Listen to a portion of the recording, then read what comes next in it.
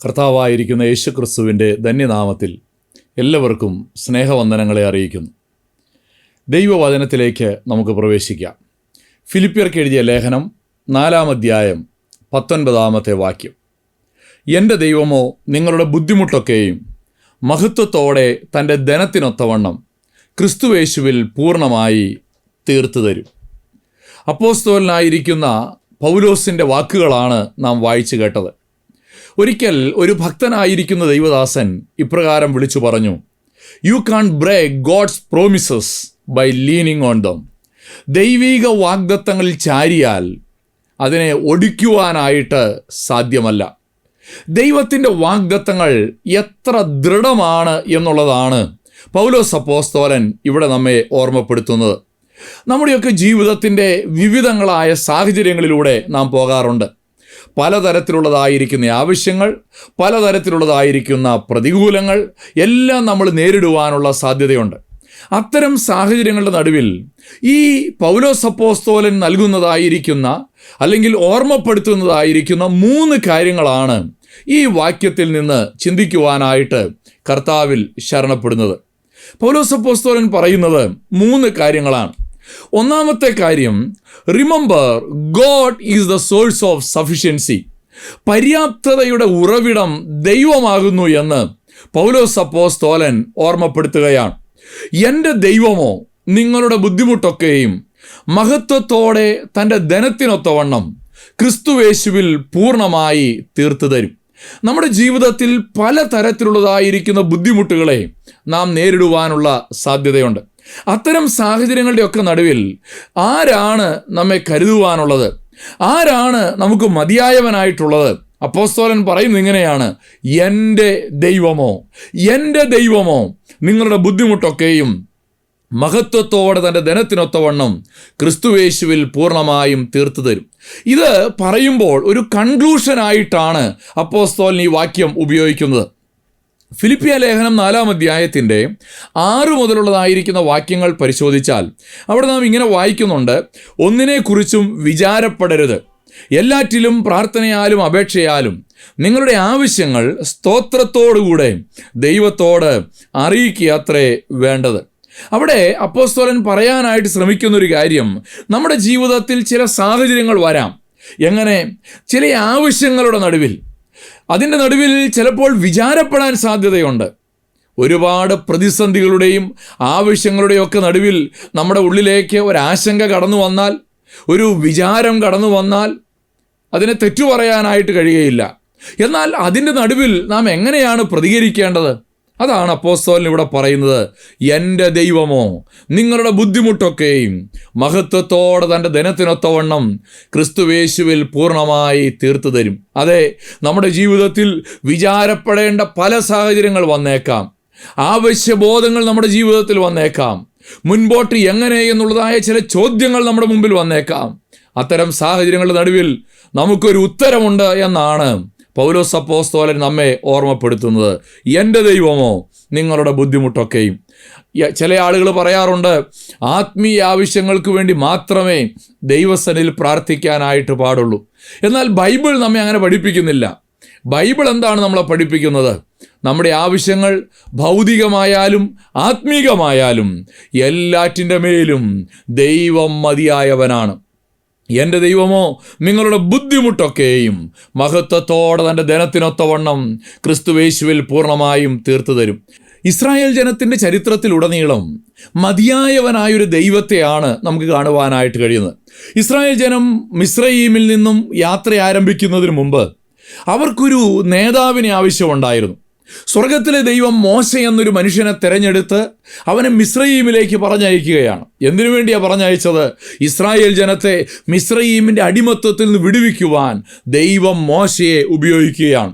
ഈ മോശയോടൊപ്പം അവർ മരുഭൂമിയിലൂടെ യാത്ര ചെയ്യുമ്പോൾ എന്താ സംഭവിച്ചത്? കുടിക്കാൻ വെള്ളമില്ലായിരുന്നു.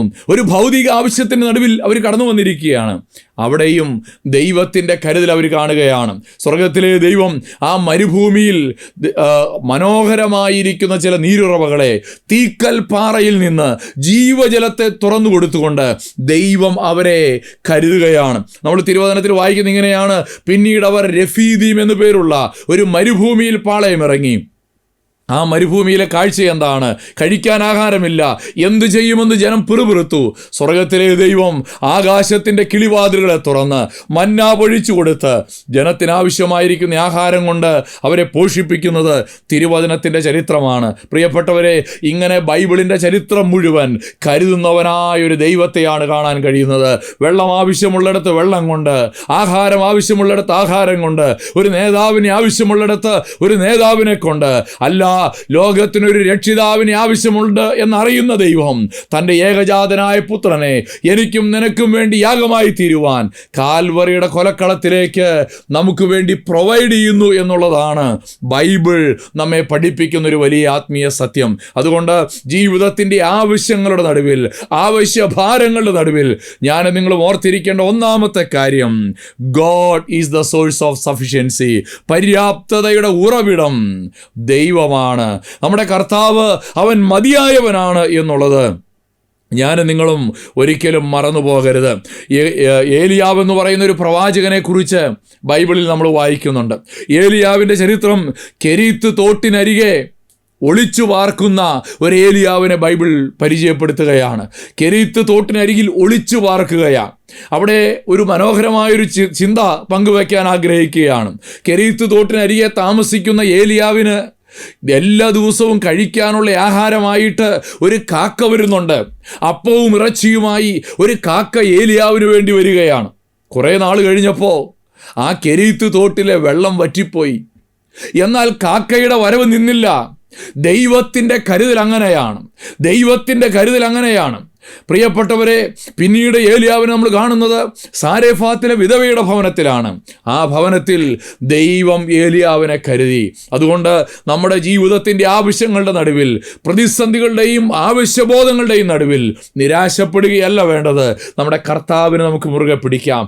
അവനെ നമുക്ക് മുറുകെ പിടിക്കാം. കാരണം അവൻ പര്യാപ്തനായ ഒരു ദൈവമാണ്. അവൻ മതിയായവനാണെന്ന് ദൈവവചനം നമ്മെ ഓർമ്മപ്പെടുത്തുന്നു. അതുകൊണ്ടാണ് പൗലോസ് അപ്പോസ്തലൻ പറഞ്ഞത് ഫിലിപ്പിയ ലേഖനം തന്നെ 4-ാം അധ്യായത്തിൻ്റെ 7-ാമത്തെ വാക്യത്തിൽ, എന്നാൽ സകല ബുദ്ധിയെയും കവിയുന്ന ദൈവസമാധാനം നിങ്ങളുടെ ഹൃദയങ്ങളെയും നിലവുകളെയും ക്രിസ്തുയേശുവിങ്കൽ കാക്കും. എന്നോട് പഠിച്ചും ഗ്രഹിച്ചും കേട്ടും കണ്ടുമുള്ളത് പ്രവർത്തിപ്പിൻ, എന്നാൽ സമാധാനത്തിൻ്റെ ദൈവം നിങ്ങളോട് കൂടെയിരിക്കും. അതെ, സമാധാനത്തിൻ്റെ ദൈവം നിങ്ങളോട് കൂടെയിരിക്കും. ആവശ്യത്തിൽ വിചാരപ്പെടുകയല്ല, ആവശ്യത്തിൽ മുറുകെ പിടിക്കുകയാണ് വേണ്ടത്. ആവശ്യങ്ങളുടെ നടുവിൽ വിചാരപ്പെട്ടതുകൊണ്ട് ഒന്നും നേടുവാനായിട്ട് കഴിയുകയില്ല. എന്നാൽ കർത്താവിനെ മുറുകെ പിടിച്ചാൽ he will provide for you. അവൻ നിനക്ക് വേണ്ടി കരുതിക്കൊള്ളും. ദൈവത്തിന് സ്തോത്രം. God is the source of sufficiency. അതുകൊണ്ടാണ് പൗലോസ് അപ്പോസ്തലൻ തൻ്റെ ക്രിസ്തീയ ജീവിതത്തിൽ, തൻ്റെ ശുശ്രൂഷകളിൽ ഒരിക്കലും നിരാശപ്പെട്ടു പോകാതിരുന്നത്. 4-ാം അധ്യായത്തിൻ്റെ 11-ാമത്തെ വാക്യത്തിൽ 11 മുതൽ 13 വരെയുള്ള വാക്യങ്ങളിൽ അപ്പോസ്തലൻ പറയുന്ന വാക്കുകൾ വളരെ ശ്രദ്ധേയമാണ്. അദ്ദേഹം പറയുന്നു, ബുദ്ധിമുട്ട് നിമിത്തമല്ല ഞാൻ പറയുന്നത്, ഉള്ള അവസ്ഥയിൽ അലംഭാവത്തോടിരിക്കാൻ, സംതൃപ്തിയോടെ ഇരിക്കാൻ ഞാൻ പഠിച്ചിട്ടുണ്ട്. താഴ്ചയിലിരിപ്പാനും സമൃദ്ധിയിലിരിക്കാനും എനിക്കറിയാം. തൃപ്തനായിരിക്കാനും വിശന്നിരിപ്പാനും സമൃദ്ധിയിലിരിപ്പാനും ബുദ്ധിമുട്ട് അനുഭവിപ്പാനും എല്ലാം ഞാൻ ശീലിച്ചിരിക്കുന്നു. എന്നെ ശക്തനാക്കുന്നവൻ മുഖാന്തരം ഞാൻ സകലത്തിനും മതിയാകുന്നു. അപ്പോസ്തലൻ പറയുകയാണ്, ഞാൻ സകലത്തിനും മതിയാകുന്നു. എന്താ ഇത് പറയാൻ കാരണം? ഒരു പശ്ചാത്തലത്തിൽ നിന്നുകൊണ്ടാണ് അപ്പോസ്തലൻ ഇത് പറയുന്നത്. എന്താ പശ്ചാത്തലം? ബുദ്ധിമുട്ട് ഉണ്ട്, വിശപ്പിൻ്റെ അനുഭവങ്ങളുണ്ട്, ചില സാഹചര്യങ്ങളിൽ സമൃദ്ധിയുടെ അനുഭവങ്ങളും ഉണ്ട്. എന്നാൽ ഈ സാഹചര്യങ്ങളെയൊക്കെ അപ്പോസ്തലൻ വേറിട്ട നിലയിലല്ല കാണുന്നത്.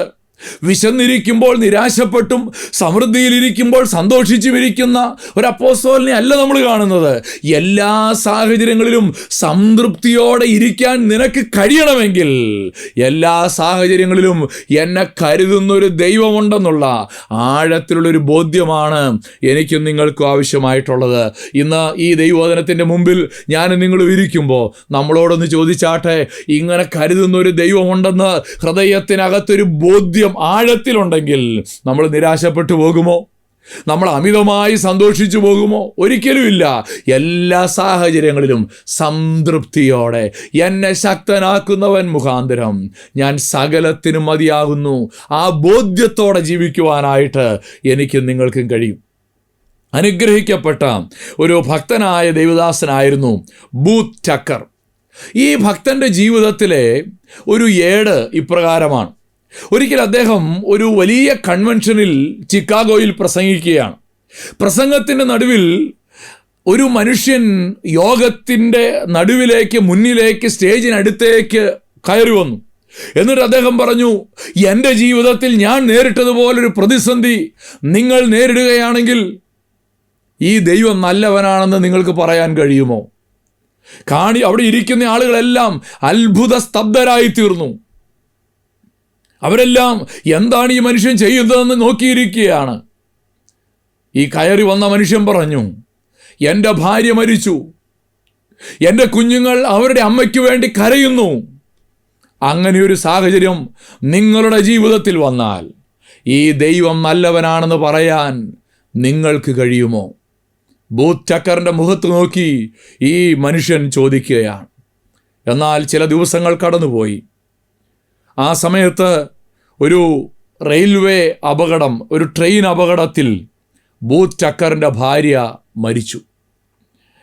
തൻ്റെ ഭാര്യയുടെ ശവശരീരം സാൽവേഷൻ ആർമിയുടെ കോമ്പൗണ്ടിൽ വെച്ചിരിക്കുകയാണ്. പ്രദർശനത്തിന് വേണ്ടി നൂറുകണക്കിന് ആളുകൾ കടന്നു വരുന്നുണ്ട്. തൻ്റെ ഭാര്യയുടെ ശരീരം കാണുവാൻ അനേകം ആളുകൾ കടന്നു വരുന്നു. ആ ശുശ്രൂഷയുടെ ഒടുവിൽ ബൂത്ത് ടക്കർ എഴുന്നേറ്റ് നിന്ന് അവിടെ കൂടി നിന്ന ആളുകളോട് സംസാരിച്ചു. അദ്ദേഹം ആ സംസാരിക്കുന്നതിൻ്റെ ഇടയിൽ ഇപ്രകാരം പറഞ്ഞു, കഴിഞ്ഞ ദിവസം ഞാൻ പ്രസംഗിച്ചു കൊണ്ടിരിക്കുമ്പോൾ ഒരു മനുഷ്യൻ ആ സ്റ്റേജിലേക്ക് കയറി വന്നിട്ട് എന്നെ വെല്ലുവിളിച്ചു. അദ്ദേഹത്തിൻ്റെ ഭാര്യ മരിച്ചു, അദ്ദേഹത്തിൻ്റെ കുഞ്ഞുങ്ങൾ അവരുടെ അമ്മയ്ക്ക് വേണ്ടി കരഞ്ഞുകൊണ്ടിരിക്കുന്നു. അങ്ങനൊരു സാഹചര്യത്തിൽ ഈ ദൈവം മതിയായവനാണോ എന്ന് എന്നോട് ചോദിച്ചു. അങ്ങനെ പറയാൻ നിങ്ങൾക്ക് കഴിയുമോ എന്ന് എന്നോട് ചോദിച്ചു. എന്നാൽ ഇന്ന് എനിക്കങ്ങനെ പറയാനായിട്ട് കഴിയും. ബൂത്ത് ടക്കർ പറയുകയാണ്, എൻ്റെ ഹൃദയം വിങ്ങിപ്പൊട്ടുന്നുണ്ട്. എൻ്റെ ഭാര്യ മരിച്ചതിനെക്കുറിച്ചുള്ള ചിന്ത എൻ്റെ ഹൃദയത്തെ ആഴമായി മതിക്കുന്നുണ്ട്. എൻ്റെ കുഞ്ഞുങ്ങൾ അവരുടെ അമ്മയുടെ ശവമഞ്ചത്തിനരികിലിരുന്ന് ഏങ്ങി ഏങ്ങി കരഞ്ഞുകൊണ്ടിരിക്കുകയാണ്. പക്ഷേ എനിക്കൊരു കാര്യം പറയാൻ കഴിയും, എൻ്റെ ദൈവം മതിയായവനാണ്, എൻ്റെ ദൈവം മതിയായവനാണ്. പ്രിയപ്പെട്ടവരെ, ഈ ആൾക്കൂട്ടത്തിൻ്റെ ഇടയിൽ നിന്ന് ഒരു വലിയ കരച്ചിലുയർന്നു. ആ ആൾക്കൂട്ടത്തിൻ്റെ ഇടയിൽ നിന്നൊരു മനുഷ്യൻ ഈ ശവമഞ്ചത്തിൻ്റെ അരികിലേക്ക് അടുത്തു വന്നു. ആ മനുഷ്യൻ ഉറക്കെ വിളിച്ചു പറഞ്ഞു, ആ മനുഷ്യൻ ഞാനാണ് ബൂത്ത് ടക്കറിനോട് ഈ ചോദ്യങ്ങൾ ചോദിച്ചത്. തൻ്റെ ഭാര്യ മരിച്ചു കിടക്കുമ്പോഴും തൻ്റെ കുഞ്ഞുങ്ങൾ അവരുടെ അമ്മയ്ക്ക് വേണ്ടി കരയുമ്പോഴും ഈ ദൈവം മതിയായവനാണെന്ന് പറയുന്ന ഈ ബൂത്ത് ടക്കർ, അവൻ സേവിക്കുന്ന ദൈവത്തെ എനിക്ക് വേണം. ആ ദൈവത്തിൻ്റെ മുമ്പിൽ ഇതാ ഞാൻ എൻ്റെ ജീവിതത്തെ സമർപ്പിക്കുന്നു എന്ന് പറഞ്ഞ് ആ മനുഷ്യൻ ശിരസ്സുകളെ നമിച്ചു, മുഴങ്കാലുകളെ മടക്കി. ഇന്ന് തിരുവചനത്തിൻ്റെ മുമ്പിൽ ഞാനും നിങ്ങളും കടന്നു പോകുന്ന സാഹചര്യം എന്താണെന്ന് ദൈവം അറിയുന്നു. ഒരുപക്ഷെ സാമ്പത്തിക പ്രതിസന്ധി ആയിരിക്കാം, ഒരുപക്ഷെ വിദ്യാഭ്യാസം എങ്ങനെ മുന്നോട്ട് കൊണ്ടുപോകണമെന്ന് അറിയാതെ ഇരിക്കുകയായിരിക്കാം, ഒരുപക്ഷെ ജീവിതത്തിൽ അടിസ്ഥാന ആവശ്യങ്ങൾ പോലും മീറ്റ് ചെയ്യപ്പെടാതെ പ്രതിസന്ധിയിലൂടെ കടന്നു പോവുകയായിരിക്കാം. പക്ഷേ ബൂത്ത് ടക്കറിൻ്റെ ദൈവം, പൗലോസിൻ്റെ ദൈവം ഇന്നും ജീവിക്കുന്നു. അവൻ നിങ്ങൾക്ക് മതിയായവനാണെന്ന്, അവൻ എനിക്ക് മതിയായവനാണെന്ന് ആര് വിശ്വസിക്കും? ആ വിശ്വാസമാണ് പൗലോസിൻ്റെ ഉള്ളിൽ വലിയ സംതൃപ്തി കൊടുത്തത്. Contentment. Remember, God is the source of sufficiency. പര്യാപ്തതയുടെ ഉറവിടം സ്വർഗത്തിലെ ദൈവമാണ്.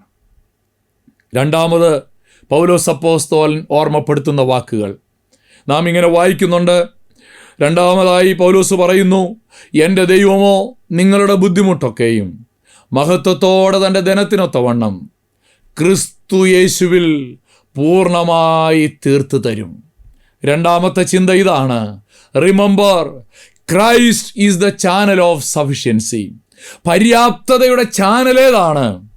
അത് നമ്മുടെ കർത്താവായിരിക്കുന്ന യേശു ക്രിസ്തുവാണ്. സ്വർഗത്തിലെ ദൈവമാണ് പര്യാപ്തതയുടെ ഉറവിടമെങ്കിൽ, ആ ഉറവിടം എനിക്കും നിനക്കും വേണ്ടി തുറന്നു കിട്ടണമെങ്കിൽ അതിനുള്ള താക്കോൽ, അതിനുള്ള ചാനൽ എന്ന് പറയുന്നത് നമ്മുടെ കർത്താവായിരിക്കുന്ന യേശു ക്രിസ്തുവാണ്. പ്രിയപ്പെട്ടവരെ, നമ്മുടെ കഴിവ് കൊണ്ട് സ്വർഗത്തിൻ്റെ ശ്രീഭണ്ഡാരം തുറക്കാൻ കഴിയില്ല. നമ്മുടെ സ്വാധീനം കൊണ്ട് സ്വർഗത്തിൻ്റെ നിക്ഷേപങ്ങൾ നമുക്ക് കൈനീട്ടിയെടുക്കാൻ കഴിയുകയില്ല. നമുക്കുള്ളതായിരിക്കുന്ന സോഷ്യൽ സ്റ്റേറ്റസ് കൊണ്ട് സ്വർഗം നമ്മുടെ മുമ്പിൽ തുറക്കപ്പെടില്ല. സ്വർഗം തുറക്കപ്പെടാനായിട്ടുള്ള ഒരേ ഒരു താക്കോൽ എന്ന് പറയുന്നത് കർത്താവായിരിക്കുന്ന യേശു ക്രിസ്തുവിൻ്റെ നാമമാണ്. നമ്മൾ ചിലപ്പോഴൊക്കെ ചില ആവശ്യങ്ങളുടെ നടുവിലൊക്കെ ചില ദൈവദാസന്മാരോട് പ്രാർത്ഥിക്കാനായിട്ട് ആവശ്യപ്പെടാറുണ്ട്. അങ്ങനെ പ്രാർത്ഥിക്കാൻ ആവശ്യപ്പെടുമ്പോൾ നമ്മുടെ വിചാരം നമ്മൾ പ്രാർത്ഥിക്കുന്നതിനേക്കാൾ അവർ പ്രാർത്ഥിച്ചാൽ പെട്ടെന്ന് മറുപടി കിട്ടുമെന്നൊക്കെയാണ്. അങ്ങനെ പ്രാർത്ഥിക്കാൻ പറയുന്നതിൽ തെറ്റൊന്നുമില്ല. പക്ഷേ ഒരു കാര്യം ഓർമ്മ വേണം, പ്രാർത്ഥിക്കുന്ന ദൈവദാസന്റെ യോഗ്യത കൊണ്ടല്ല സ്വർഗത്തിൻ്റെ ഭണ്ഡാരം തുറക്കുന്നത്. സ്വർഗത്തിൻ്റെ ഭണ്ഡാരം തുറക്കണമെങ്കിൽ, സ്വർഗത്തിൻ്റെ വാതിലുകൾ നിന്റെ മുമ്പിൽ തുറക്കണമെങ്കിൽ അതിനൊരൊറ്റ നാമമേ ഉള്ളൂ, നമ്മുടെ കർത്താവായിരിക്കുന്ന യേശു ക്രിസ്തുവിൻ്റെ നാമം. Praise the Lord. ദൈവത്തിന് സ്തോത്രം. അതുകൊണ്ടാണ് പൗലോസ് അപ്പോസ്തലൻ പറഞ്ഞത് 2 കൊരിന്ത്യർ ലേഖനം 8-ാം അധ്യായത്തിൻ്റെ 9-ാമത്തെ വാക്യത്തിൽ, നമ്മുടെ കർത്താവായ യേശു ക്രിസ്തു സമ്പന്നനായിരുന്നിട്ടും അവൻ്റെ ദാരിദ്ര്യത്താൽ നിങ്ങൾ സമ്പന്നരാകേണ്ടതിന് നിങ്ങൾ നിമിത്തം ദരിദ്രനായി തീർന്ന കൃപ നിങ്ങൾ അറിയുന്നുവല്ലോ. അപ്പോസ്തലൻ പറയുകയാണ്, നിങ്ങൾ സമ്പന്നരാകാൻ ഒരുവൻ ദരിദ്രനായി. ആരാണത്? നമ്മുടെ കർത്താവായ യേശു ക്രിസ്തു.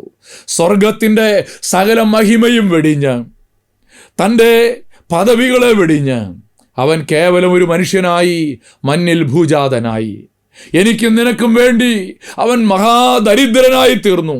സ്വർഗത്തിൻ്റെ ശ്രീഭണ്ഡാരത്തിൻ്റെ ഉടയവനായവൻ കേവലം ഒരു ദരിദ്രനെ പോലെ, ഒരു പുഴുവിനെ പോലെ ഈ ഭൂമിയിൽ എനിക്കും നിങ്ങൾക്കും വേണ്ടി യാഗമായി തീർന്നു. അവൻ്റെ നാമത്തിലാണ് സ്വർഗത്തിൻ്റെ വാതിൽ തുറക്കുന്നത്. അവൻ്റെ നാമത്തിലാണ് സ്വർഗത്തിൻ്റെ ചാനൽ നമുക്ക് വേണ്ടി തുറന്നു കിട്ടുന്നത്. പ്രിയപ്പെട്ടവരെ, പ്രാർത്ഥിക്കുന്ന പാസ്റ്ററുടെ യോഗ്യത കൊണ്ടോ, പട്ടക്കാരൻ്റെ യോഗ്യത കൊണ്ടോ, ബിഷപ്പിൻ്റെ യോഗ്യത കൊണ്ടോ നിന്റെ പ്രാർത്ഥനയ്ക്ക് മറുപടി കിട്ടില്ല. പ്രാർത്ഥനയ്ക്ക് മറുപടി കിട്ടണമെങ്കിൽ, നിന്റെ ആവശ്യങ്ങളിൽ സ്വർഗം തുറക്കണമെങ്കിൽ ഒറ്റ നാമമേ ഉള്ളൂ, യേശു ക്രിസ്തുവിൻ്റെ നാമം. 2 കൊരിന്ത്യർ ലേഖനം 12:9 പൗലോസ് അപ്പോസ്തലൻ തൻ്റെ ശൂലം മാറാൻ വേണ്ടി പ്രാർത്ഥിക്കുന്നുണ്ട്. അവിടെ ഒരു വാക്കിങ്ങനെ പറഞ്ഞിട്ടുണ്ട്, ക്രിസ്തുവിൻ്റെ ശക്തി എൻ്റെ മേൽ ആവസിക്കേണ്ടതിന്. അതെ, ക്രിസ്തുവിൻ്റെ ശക്തിയാണ് പൗലോസിൻ്റെ മേലാവസിക്കുന്നത്, നമ്മുടെ മേലാവസിക്കുന്നത്. ഇസ്രായേൽ ജനത്തിന് സംഭവിച്ച പരാജയം എന്താണ്? ഇസ്രായേൽ ജനത്തിനൊരു വലിയ അപകടം സംഭവിച്ചു. യിരെമ്യാ പ്രവചനം 2-ാം അധ്യായത്തിൻ്റെ 13-ാമത്തെ വാക്യത്തിൽ നാം ഇങ്ങനെ വായിക്കുന്നുണ്ട്. യിരെമ്യാവ് 2:13, എൻ്റെ ജനം 2 ദോഷം ചെയ്തിരിക്കുന്നു. അവർ ജീവജലത്തിൻ്റെ ഉറവയായ എന്നെ ഉപേക്ഷിച്ച് വെള്ളമില്ലാത്ത കിണറുകളെ, പൊട്ടക്കിണറുകളെ തന്നെ കുഴിച്ചിരിക്കുന്നു. അതേ, ഇസ്രായേൽ ജനം 2 ഭോഷത്വം ചെയ്തിരിക്കുകയാണ്, 2 ദോഷം ചെയ്തിരിക്കുകയാണ്. എന്താ ചെയ്തത്? ജീവജലത്തിൻ്റെ ഉറവയായ ദൈവത്തെ ഉപേക്ഷിച്ചു, എന്നിട്ട് പൊട്ടക്കിണറുകളെ കുഴിച്ചിരിക്കുകയാണ്. എന്താ അതിൻ്റെ കാരണം? അതിനൊരു കാരണമുണ്ട്. ഇസ്രായേൽ ജനം ആ കാലഘട്ടത്തിലുള്ളതായിരിക്കുന്ന ജാതീയ മതങ്ങളെ പിൻപറ്റാൻ തീരുമാനിച്ചു. അവരോട് ചിലരൊക്കെ പറഞ്ഞു, കൃഷിക്ക് നല്ല വിളവ് കിട്ടണമെങ്കിൽ ഇന്ന ക്ഷേത്രത്തിൽ പോയി ആ പ്രത്യേക ദേവന്, ബാൽദേവന് ഒരു യാഗം കഴിച്ചാൽ മതി, അവനൊരു നേർച്ച നേർന്നാൽ മതി, അവന് ഒരു ബലി കൊടുത്താൽ മതി. ഇസ്രായേൽ മക്കൾ നോക്കുമ്പോൾ ഈ ദൈവത്തെ പ്രസാദിപ്പിക്കാൻ അത്ര എളുപ്പമല്ല. അവൻ പരിശുദ്ധനായ ദൈവമാണ്, അവൻ നീതിമാനായ ദൈവമാണ്. പക്ഷേ ഒരു ദേവനെ പ്രസാദിപ്പിക്കാൻ എളുപ്പമാണ് കാര്യം. ഒരു യാഗം കഴിച്ച, ഒരു ചടങ്ങ് നിർവഹിച്ചാൽ, പോയി ചില ആചാരങ്ങളൊക്കെ അനുഷ്ഠിച്ചാൽ എല്ലാം ശരിയാകുന്ന സ്ഥലങ്ങളുണ്ടെങ്കിൽ പിന്നെന്തിനാണ് ഈ ജീവനുള്ള ദൈവത്തെ സേവിക്കുന്നത്? കാരണം അവർ കാര്യം നടക്കാൻ വേണ്ടിയാണ് ഈ കാര്യങ്ങളൊക്കെ ചെയ്യുന്നത്. പ്രിയപ്പെട്ടവരെ, ദൈവത്തെ സേവിക്കുന്ന, ദൈവത്തെ പിൻപറ്റുന്ന ഒരു ഭക്തൻ്റെ ജീവിതം ഒരിക്കലും അങ്ങനല്ല.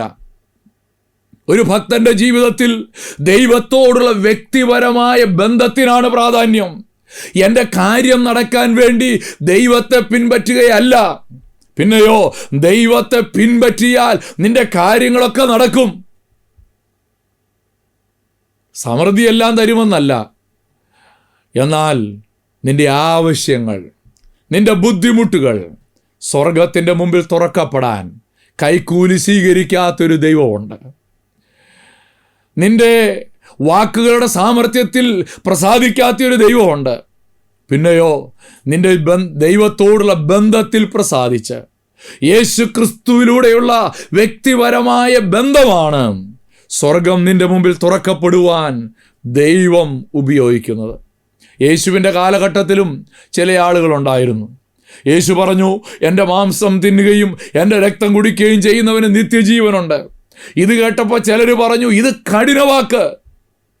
അതെ, മനുഷ്യന് എളുപ്പത്തിലുള്ള വഴികളാണ് താല്പര്യം. പെട്ടെന്ന് എങ്ങനെ അനുഗ്രഹം കിട്ടും?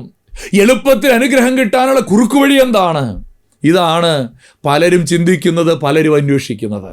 പക്ഷേ ബൈബിൾ പഠിപ്പിക്കുന്ന സ്വർഗത്തിൻ്റെ ഭണ്ഡാരം തുറക്കണമെങ്കിൽ കുറുക്കു വഴികളിലൂടെയല്ല, യേശു ക്രിസ്തുവിലൂടെയുള്ള വ്യക്തിപരമായ ദൈവത്തോടുള്ള ബന്ധമാണ് നിന്റെ ജീവിതത്തിൽ സ്വർഗത്തിൻ്റെ ഭണ്ഡാരം തുറക്കുവാനായിട്ടിടയായിത്തീരുന്നത്. അതുകൊണ്ട് ഒന്നാമത് ഞാൻ പറഞ്ഞു, God is the source of sufficiency.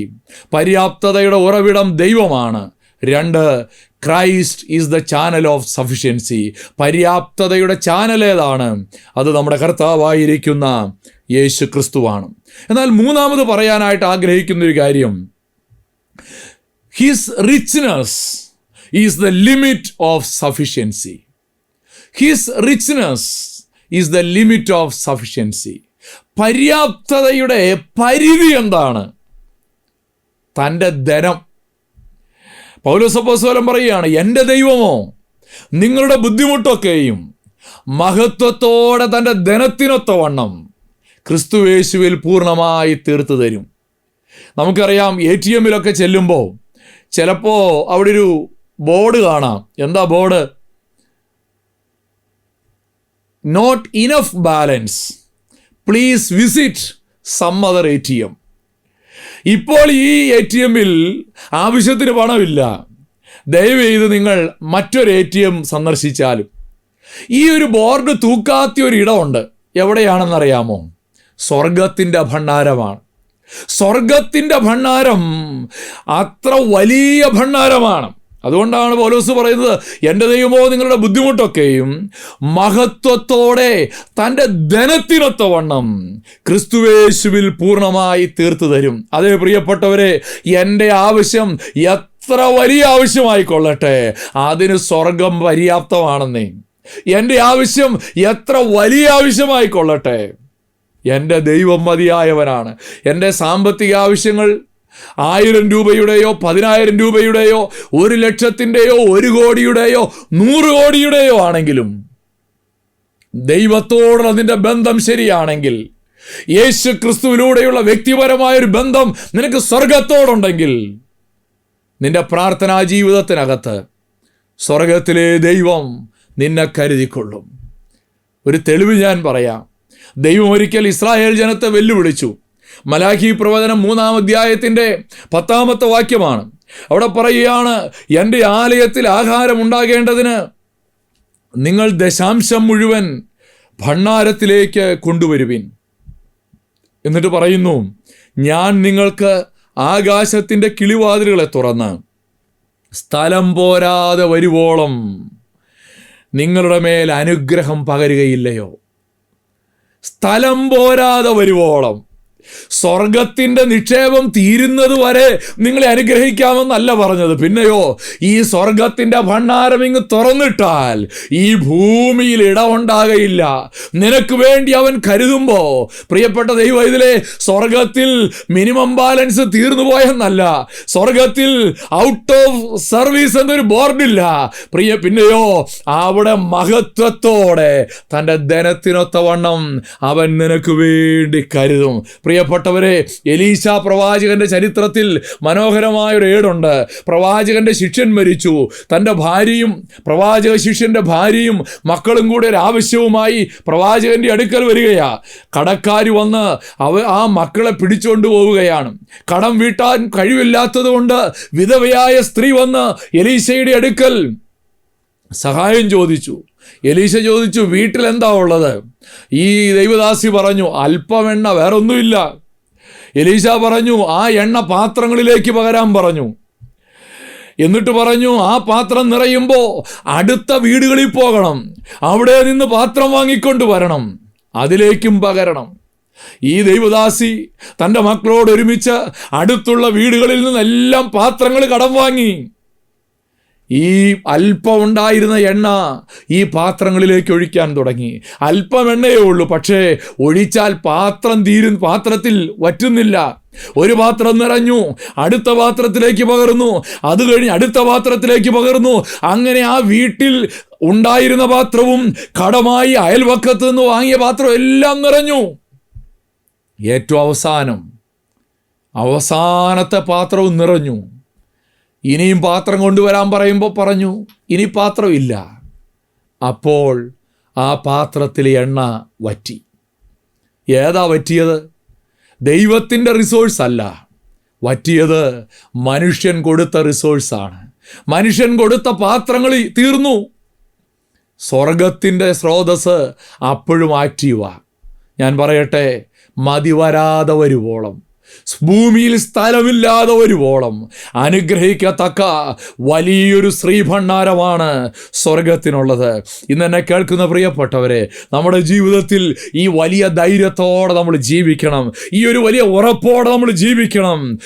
ഈ വലിയ ധൈര്യമാണ് സ്വർഗത്തെ മുറുകെ പിടിക്കാൻ നമ്മളെ സഹായിക്കുന്നത്.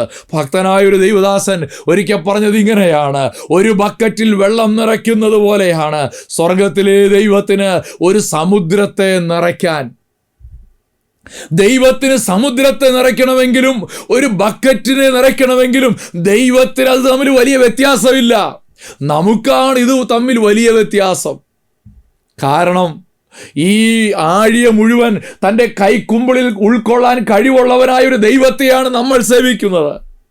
അങ്ങനൊരു ദൈവത്തെയാണ് സേവിക്കുന്നതെങ്കിൽ ഈ ദൈവം മതിയായവനാണ്. യേശു ക്രിസ്തു എന്ന ചാനലിലൂടെ അത് പ്രാപിക്കുവാൻ കഴിയും. 3, അതിൻ്റെ പരിധി അത് സ്വർഗത്തിൻ്റെ വലിപ്പമാണ്. അങ്ങനാണെങ്കിൽ നമ്മുടെ ജീവിതത്തെ ഒന്ന് ശാന്തമായി പരിശോധിക്കാമോ? അതുകൊണ്ടാണ് ഭക്തൻ പാടിയത്, ഭക്തരിൻ വിശ്വാസ ജീവിതം പോലിത്ര ഭദ്രമാം ജീവിതം വേറെയുണ്ടോ? സ്വർഗപിതാവിൻ്റെ ദിവ്യഭണ്ഡാരത്തെ സ്വന്തമായി കണ്ടുതൻ ജീവിതം ചെയ്യുന്ന ഭക്തരിൻ വിശ്വാസ ജീവിതം പോലിത്ര ഭദ്രമാം ജീവിതം വേറെയുണ്ടോ? അതെ, ക്രിസ്തീയ ജീവിതം ഭദ്രമായൊരു ജീവിതമാണ്. അത് ചുറ്റുപാടുമുള്ള സാഹചര്യങ്ങൾക്കനുസരിച്ചല്ല, അത് സ്വർഗത്തിൻ്റെ ഭണ്ഡാരത്തിൻ്റെ വലിപ്പത്തിനനുസരിച്ചാണ്. God is the source of sufficiency. Christ is the channel of sufficiency. 3, His richness is the limit of sufficiency. സ്വർഗത്തിലെ ദൈവം മതിയായവൻ, യേശു ക്രിസ്തു അതിനുള്ള ഏറ്റവും നല്ല ചാനൽ. 3, അതിന് പരിധിയില്ല. സ്വർഗത്തിൻ്റെ ഭണ്ഡാരത്തിൻ്റെ വലിപ്പമാണ് അതിൻ്റെ പരിധി എന്ന് പറയുന്നത്. അങ്ങനെയെങ്കിൽ ആ സ്വർഗപിതാവിൻ്റെ ദിവ്യ ഭണ്ഡാരത്തെ സ്വന്തമായി കണ്ടുകൊണ്ട് നമുക്ക് ജീവിക്കാം, ഭക്തിയോടെ ജീവിക്കാം, അവനെ നമുക്ക് മുറുകെ പിടിക്കാം. ദൈവം നിങ്ങളെല്ലാവരെയും സഹായിക്കും. നമുക്കൊന്ന് പ്രാർത്ഥിക്കാം. സ്വർഗീയ പിതാവേ, നല്ല കർത്താവേ, ഞങ്ങൾ കേട്ട വചനത്തിനായി ഞങ്ങൾ അങ്ങേക്ക് നന്ദി പറയുന്നു. ഞങ്ങൾ അങ്ങേക്ക് സ്തോത്രം ചെയ്യുന്നു. ഞങ്ങളുടെ ജീവിതത്തിൻ്റെ വേർപാടുകളുടെ നടുവിലും, ഞങ്ങളുടെ ജീവിതത്തിൻ്റെ ആവശ്യങ്ങളുടെ നടുവിലും, ബുദ്ധിമുട്ടുകളുടെ നടുവിലും ഞങ്ങൾക്ക് മതിയായവനായൊരു ദൈവമുണ്ടെന്ന് പഠിപ്പിച്ചതിനായി, ഓർമ്മപ്പെടുത്തിയതിനായി സ്തോത്രം. അത് പ്രാപിക്കുവാനുള്ള ദിവ്യ ഭണ്ഡാരത്തിൻ്റെ താക്കോൽ ഞങ്ങളുടെ കർത്താവായിരിക്കുന്ന യേശു ക്രിസ്തുവാണെന്ന്, യേശു ക്രിസ്തുവിനുള്ള വിശ്വാസത്താൽ, യേശു ക്രിസ്തുവിൻ്റെ നാമത്തിൽ സ്വർഗത്തിൻ്റെ ഭണ്ഡാരം ഞങ്ങൾക്ക് വേണ്ടി തുറക്കുമെന്ന് ഞങ്ങളെ ഓർമ്മപ്പെടുത്തിയതിനായി നന്ദി പറയുന്നു. ഞങ്ങൾ ഒരിക്കലും കർത്താവെ ഞങ്ങളുടെ കൈകളിലെ പരിമിതികളെ കാണാതെ സ്വർഗത്തിൻ്റെ വിശാലതയെ കാണാൻ, സ്വർഗീയ ഭണ്ഡാരത്തിൻ്റെ വലിപ്പത്തെ കണ്ടുകൊണ്ട് ദിവ്യ ഭണ്ഡാരത്തെ സ്വന്തമായി കാണാനുള്ള വിനയവും ദൈവകൃപയും ഞങ്ങളിൽ പകരണമേ എന്ന് ഞങ്ങൾ പ്രാർത്ഥിക്കുന്നു. അതിനായി ഞങ്ങളെ തന്നെ അവിടുത്തെ പാദപീഠത്തിൽ സമർപ്പിക്കുന്നു. ഇന്ന് ഈ വചനം കേട്ട എല്ലാവരെയും കർത്താവ് ആശീർവദിക്കണമേ, അനുഗ്രഹിക്കണമേ. അവരുടെ ആവശ്യങ്ങളിൽ അവിടുന്ന് മതിയായവനായി കൂടെ ഇരിക്കണമേ. യേശു ക്രിസ്തുവിൻ്റെ വലിയൊരു നാമത്തിൽ തന്നെ ആമേൻ.